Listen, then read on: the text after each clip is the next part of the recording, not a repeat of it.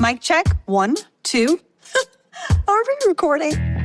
Hi, I'm Michelle Bernstein, an award-winning chef, restaurateur, and mom. I have a lot on my plate, including my psoriatic arthritis symptoms. That's why I was prescribed Cosentyx. It helps me move better. Cosentyx secukinumab is prescribed for people 2 years of age and older with active psoriatic arthritis. Don't use if you're allergic to Cosentyx. Before starting, get checked for tuberculosis. An increased risk of infections and lowered ability to fight them may occur, like tuberculosis or other serious bacterial, fungal, or viral infections. Some were fatal. Tell your doctor if you have an infection or symptoms like fevers, sweats, chills, muscle aches, or cough, had a vaccine or plan to, or if inflammatory bowel disease symptoms develop or worsen. Serious allergic reactions and severe eczema-like skin reactions may occur. Learn more at 1-844-COSENTYX or Cosentyx.com. Ask your rheumatologist about Cosentyx. Hey, it's Ryan Reynolds here from Mint Mobile. Now, I was looking for fun ways to tell you that Mint's offer of unlimited premium wireless for $15 a month is back. So I thought it would be fun if we made $15 bills. But it turns out that's very illegal. So there goes my big idea for the commercial. Give it a try at mintmobile.com/switch. Upfront payment of $45 for 3-month plan, equivalent to $15 per month required. New customer offer for first 3 months only. Speed slow after 35 gigabytes if network's busy. Taxes and fees extra. See mintmobile.com. This message is sponsored by Greenlight. With school out, summer is the perfect time to teach our kids real-world money skills they'll use forever. Greenlight is a debit card and the #1 family finance and safety app used by millions of families, helping kids learn how to save, invest, and spend wisely. Parents can send their kids money and track their spending and saving, while kids build money confidence and skills in fun ways. Start your risk-free Greenlight trial today at greenlight.com/Spotify. That's greenlight.com/Spotify. This episode is brought to you by Polestar. There's only one true way to experience the all-electric luxury SUV Polestar 3, and that's to take a test drive. It can go from 0 to 60 in as little as 4.8 seconds with the dynamic handling of a sports car. But to truly understand how it commands the road, you need to be behind the wheel. Up to 350 miles of range, the 3D surround sound system by Bowers & Wilkins. It's all something you have to experience to believe. So book your test drive for Polestar 3 today at polestar.com.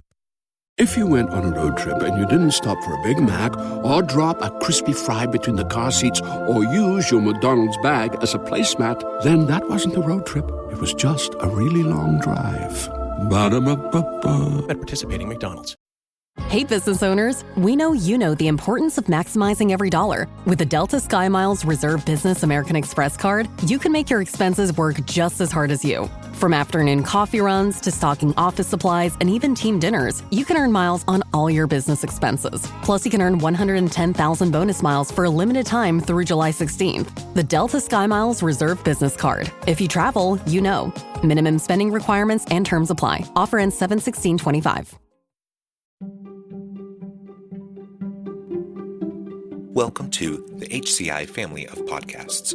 We're your source for personal, professional, and organizational growth and development. We share our own original research, explore industry trends, and interview executives and thought leaders from across the globe. Join us for practitioner-oriented content around all things leadership, HR, talent management, organizational development, and change management. Maximize your personal and organizational potential with the HCI family of podcasts.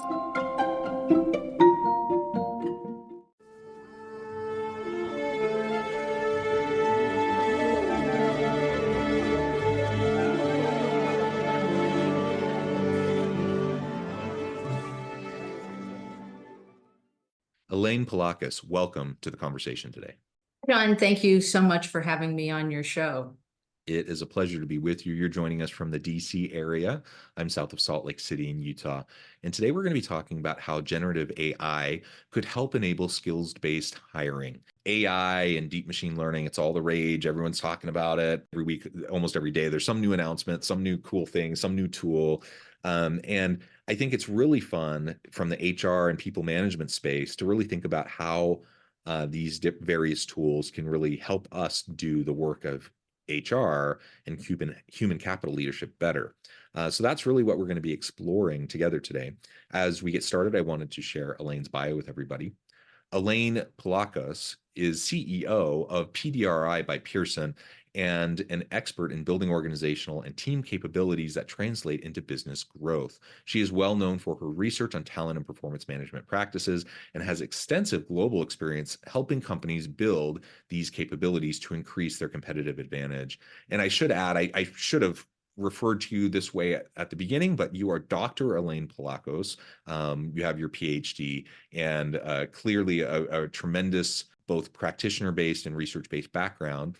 Now, Elaine, anything you would like to add by way of your background or personal context before we dive on it? Maybe just a little bit about PDRI. It's a company that I've been the CEO of for quite a few years now, but it's actually nearly a 50-year-old company. Now, of course, I'm not 50 years old, right? But anyway, the company actually specializes in assessment solutions that are based on rigorous scientific research. And I mention that because we're going to be talking about AI today. And one of the things that we did this year, actually we started it last year, was to launch an AI research program. Does it ever feel like you're a marketing professional just speaking into the void? Well, with LinkedIn ads, you can know you're reaching the right decision makers. You can even target buyers by job title, industry, company, seniority, skills. Wait, did I say job title yet? Get started today and see how you can avoid the void and reach the right buyers with LinkedIn ads. We'll even give you a $100 credit on your next campaign. Get started at linkedin.com/results. Terms and conditions apply. Amazon One Medical presents Painful Thoughts. I've been on hold to make a doctor's appointment for 23 minutes now. The automated voice has told me 47 times that my call is very important to them. I'm starting to think that they don't think my call is important at all. With Amazon One Medical 24/7 virtual care, you'll get help fast without having to remain on the line to make an appointment. Amazon One Medical. Healthcare just got less painful. To make sure that our applications of GenAI were done in a responsible way where we really understand what's going on and we work to make sure that the assessments we're developing are fair and that they actually work effectively to predict job performance. Because AI is one of these things, garbage in, garbage out, right? So, and not a lot of research has been done to actually make sure that what's coming out is going to be fair and effective for use in hiring. So we wanted to take some extra steps to really do a lot of research around this before we launched it into production, launch these tools into production to actually support our assessment development. But we work with a lot of large private companies, especially some of the world's largest tech companies, but we also support the Office of Personnel Management to provide assessment services to the entire federal government. So just a little by way of my background to kind of let people know how much we've been into assessment for how long and some of the things that we're starting now with this whole AI revolution. But anyway, let me let you get to your questions. Yeah, no, thank you for that background.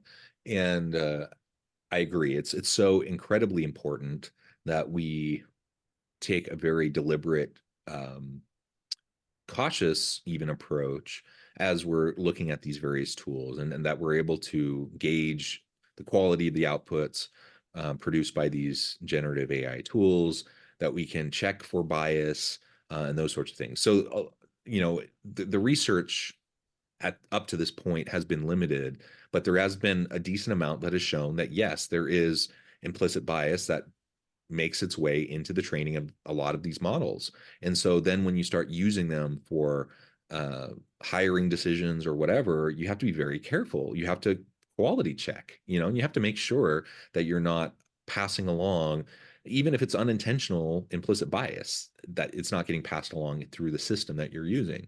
And that can be easier said than done. So just to reiterate what you're saying, like this, we really do need to take a very researched, informed approach to how we utilize these tools and that we can use them very responsibly. All right, so you alluded to how you're working with so many really great big tech companies, various global corporations, Accenture, Google, IBM, Walmart, many others. They've signed on to this tear the paper ceiling kind of approach, eliminating degree requirements for jobs and instead taking a skills-based approach. What's your feel around kind of this movement? Like what are the drivers behind this? Why is this picking up so much steam? Yeah, the paper ceiling, let's first talk about what that term is exactly. I mean, you hit on it, but the paper ceiling is a term that's been coined, pretty recently to describe the fact that a lack of college degree frequently prevents people from access to well-paying jobs when they actually have the skills and experience to perform those jobs well. Yeah. Now, if you look at the US, about 75% of jobs here that pay more than $35,000 a year require a college degree.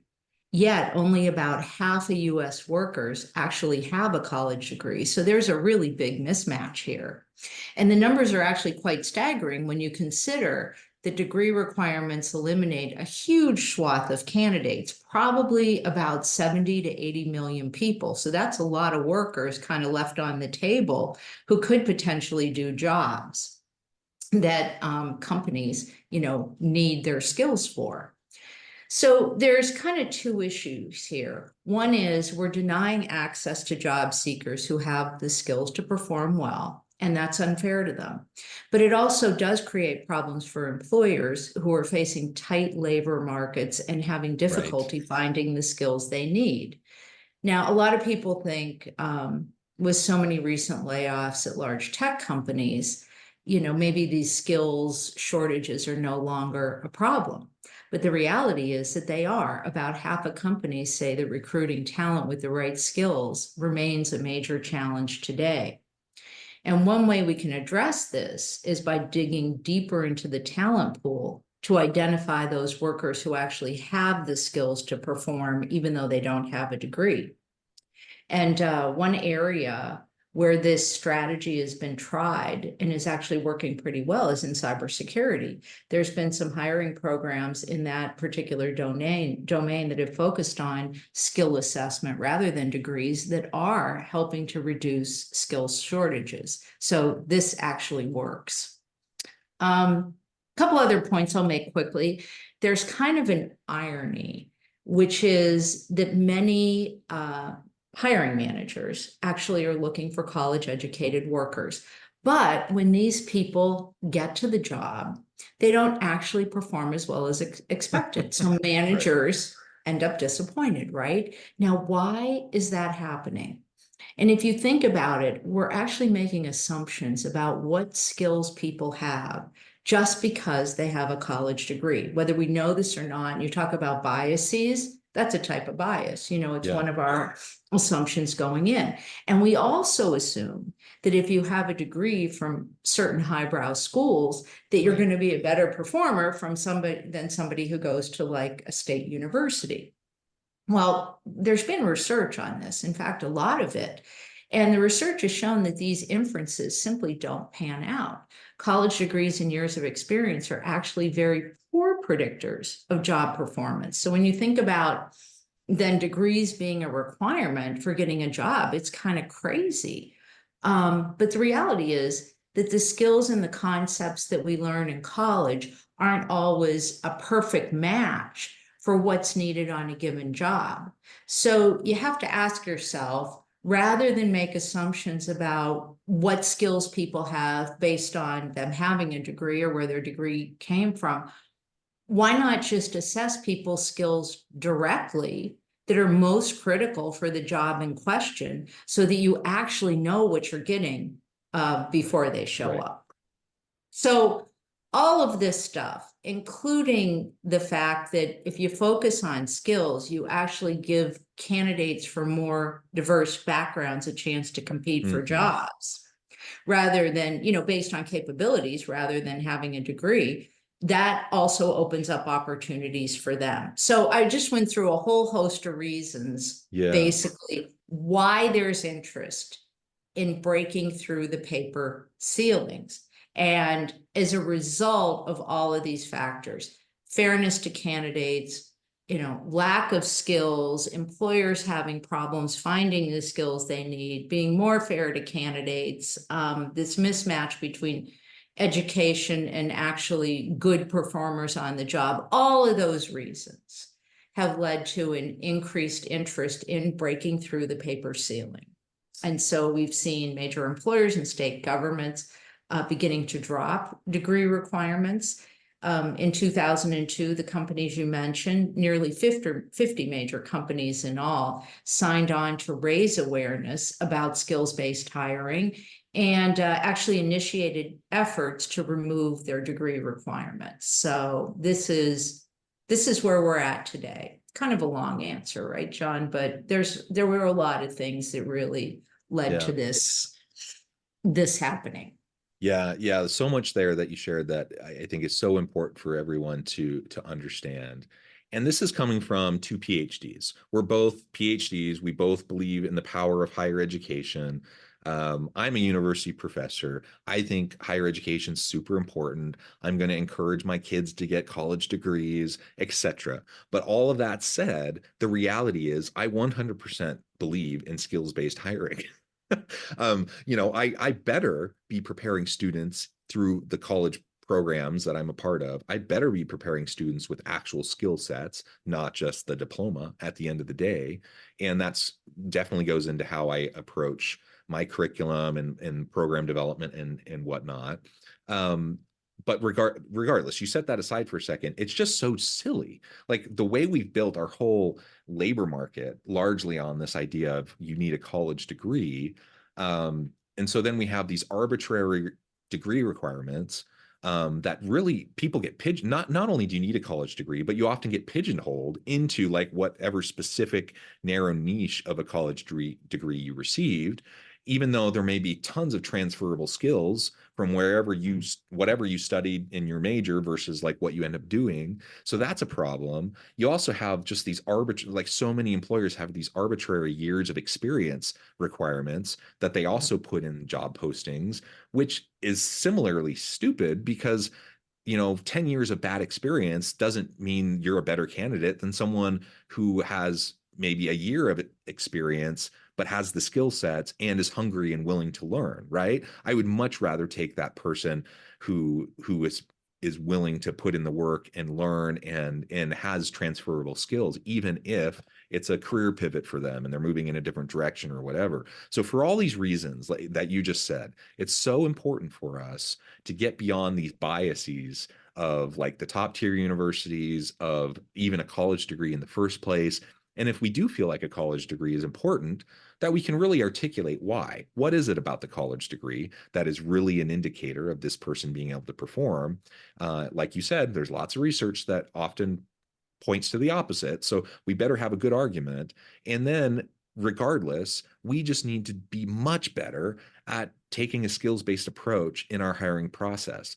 It's one of my biggest frustrations professionally is to hear people talk about the recruitment and hiring and onboarding process and how much just inherent bias gets built into that system, in large part because so many people think they have like magical powers of discernment to like just really be able to understand what someone brings to the table. And it's nonsense. We don't have that power. I don't care who you are. You can't ascertain someone's ability to perform in a job after a few seconds in an interview, even though we know that's what research says most people do in terms of how fast they make decisions. And so let's take a step back. Let's perhaps reset and have a better approach to how we approach hiring, right? Exactly. I love the fact that you brought up the interview, because if you look at the research on interviewing in particular, you make a very good point there. If you have a normal manager doing their normal interview thing, the ability of that interview to predict subsequent job performance is really, really low. It's terrible.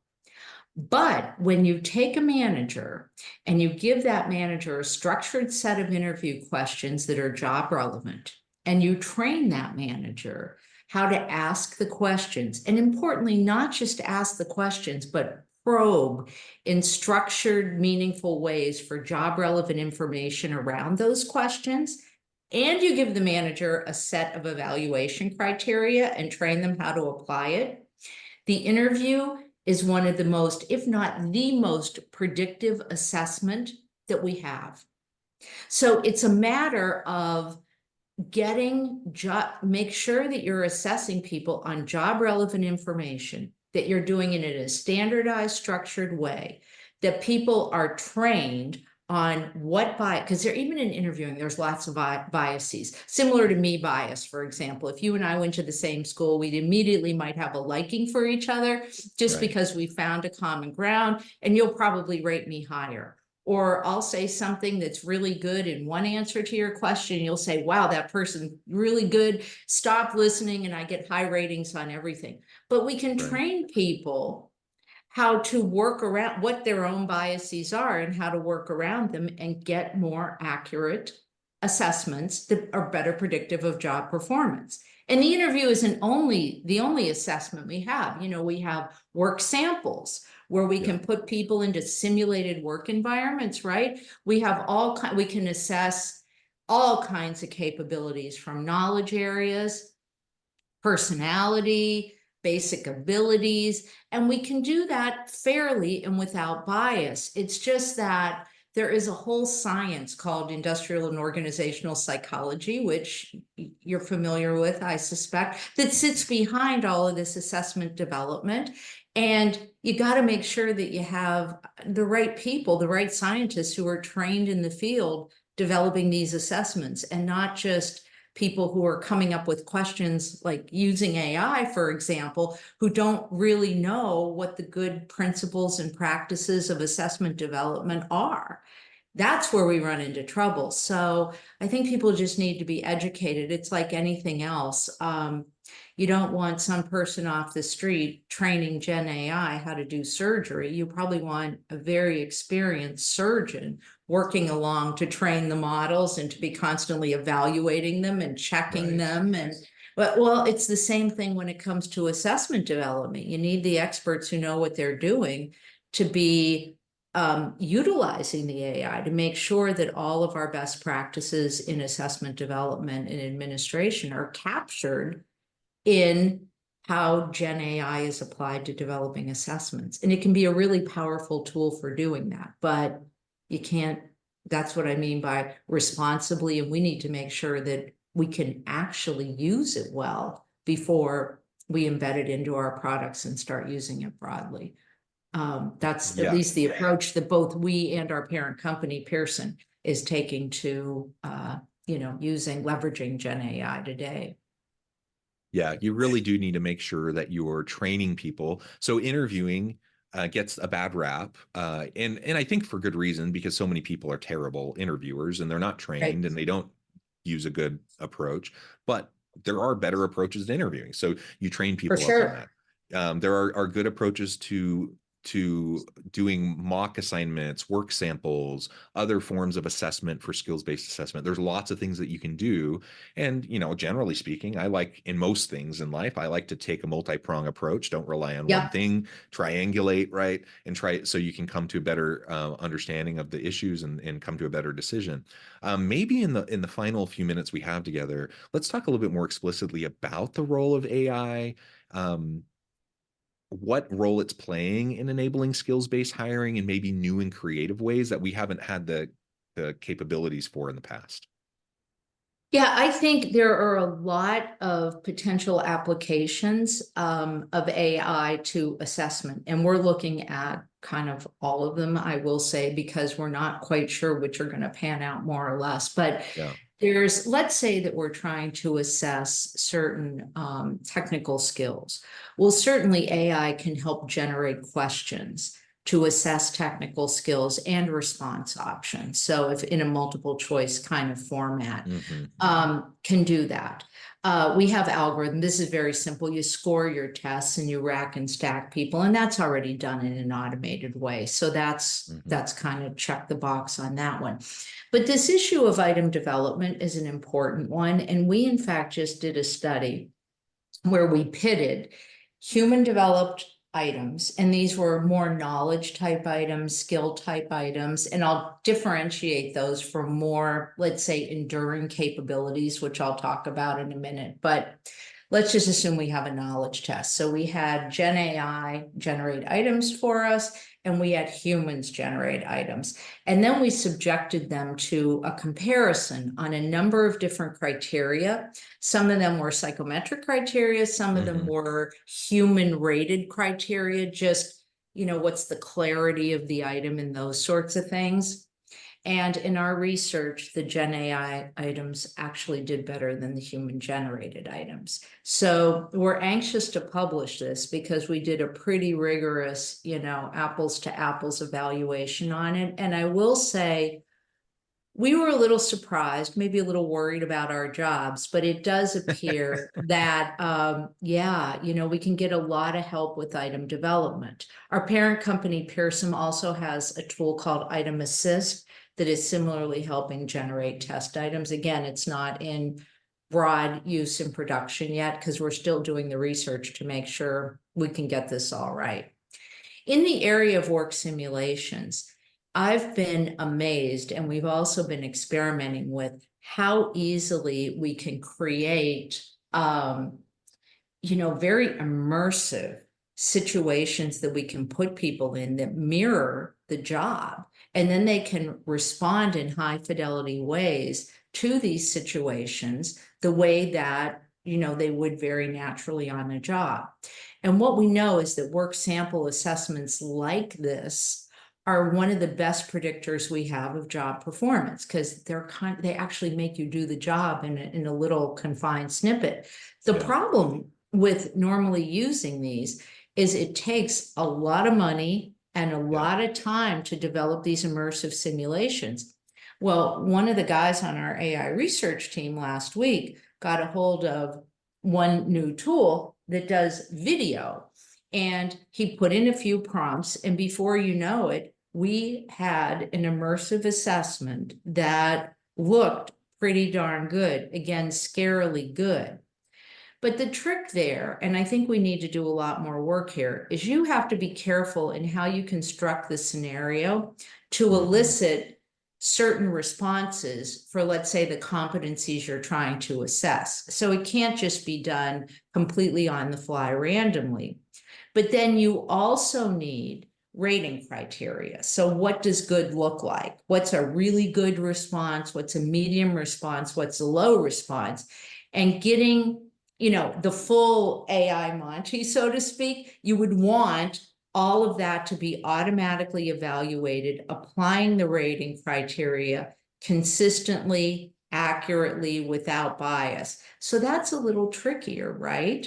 Yeah. And when you're in an immersive job situation, you may also, if you have a simulated role play, for example, you might need someone to probe to get more information. Well, again, what are the right probes that would be different for each person, but would create an equally fair test for everyone who's taking the assessment, right? So this, again, a lot of promise for AI, but I think we need to tread lightly and make sure that the tests we're developing with AI are as good as the ones that we develop as test developers. Now, from what I've seen so far, maybe we can get there, but we're not there yet. So the position we're taking is more research. Let's make sure we're really embedding the best practices, and let's do this responsibly.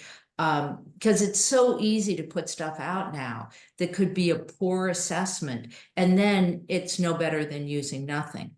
But I will say, when we're talking about skills-based hiring, because there are so many different skills that you might want to hire for, it is important to be able to have a way to scale that. And I think GenAI offers the promise of being able to do that, but we need to do it carefully and with the right amount of research behind it. And enough times, we really know what we're doing, and we can stand behind the fairness and the efficacy of the assessments. So I just can't stress the importance of that, because they all look so good, the stuff that AI develops, that you can become, I guess, enamored with that and forget about the fact that it may not work, and the research isn't done to prove that it does work the way you need it to. Yeah, it's a bit of a black box. We need to really unpack it. We need to better understand really what's happening and just to have more confidence in it. But you've explained, I think, really well the value of skills-based hiring and some of the ways that we can leverage a variety of approaches, including leveraging Gen AI to help us to do that more efficiently, to do that more effectively. So I'm really excited to see how things continue to develop in the near future. I mean, things have improved so much just in the last year and a half since ChatGPT was released. Like, my mind boggles to think about like where are we going to be a year from now. We'll see, but the research needs to be done. So I appreciate the work that you're doing there. Elaine, I note the time. I need to let you go here in just a minute, but before we wrap things up, I wanted to give you a chance to share with the audience how they can connect with you, find out more about your work, your team, and then give us the final word on the topic for today. Yeah, I think, well, for me, probably the best way to connect with me or us is through our website, which is pdri.com. All of the information about our products, services, and what we're doing is really contained there. We're also on LinkedIn, myself personally, or PDRI. So it's easy to find us through LinkedIn, and those are probably the best ways to contact us. I think, John, the last thing I would say on this topic is I do believe that we can do a great service to workers and to companies by expanding our aperture to do more skills-based hiring. I think it's going to land people in jobs that they're well suited for, and I think it's going to be a better way to actually predict job performance and get people in jobs who can perform well and provide more opportunities to them. But there is a way to do this, and it needs to be done right, both using AI and assessments in general, because if the assessments aren't doing their job, then all of the advantages here really become a moot point. It's not going to work well for companies or people. So that would be my last a little bit on a soapbox, because I've already said that, but it's such an important point to stress. So thank you for letting me do that. And I've really loved being with you today. It's been so much fun, and thank you for having me. Thank you so much, Elaine. It's been a real pleasure. I encourage the audience to reach out, get connected, find out more about what Elaine and her team can do for you. And as always, I hope everyone can stay healthy and safe, that you can find meaning and purpose at work each and every day. And I hope you all have a great week.